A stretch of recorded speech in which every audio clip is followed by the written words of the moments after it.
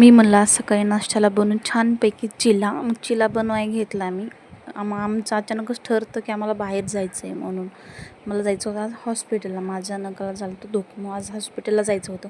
चिला वगैरे बनवला. तेवढ्यात आराध्या पण आली किचनमध्ये. हे ओढ ते ओढ करायला लागली ते. मग आम्ही झालो तयार. मी झाली इकडे तयार आणि आराध्यालाही तयार केलं बाहेर जाण्यासाठी. कारण माझं जे नख आहे ना पायाचा अंगठा, त्याच्यामध्ये नख घुसलं होतं. त्याच्यामुळे इतकं दुःख झालं ना, ते खूप झालं आहे भयंकर. आम्ही गेलो हॉस्पिटलमध्ये. हॉस्पिटल म्हणजे इथं हॉस्पिटलची इतकी कमतरता आहे ना, खूप विचारायचं काम नाही, इतकी कमतरता आहे हॉस्पिटलची इथे. हॉस्पिटल आहे वर आणि खाली आहे शॉप असं इथे. गेलो तिथं क्लिनिक होतं छोटंसं. स्किनच्या डॉक्टरकडे गेलो होतो. मग तिने सांगितलं की हे इन्फेक्शन वगैरे झालं आहे, मग हे नख काढायला लागलं, ह्याची सर्जरी करायला लागलं. मग बरं म्हणलं ठीक आहे.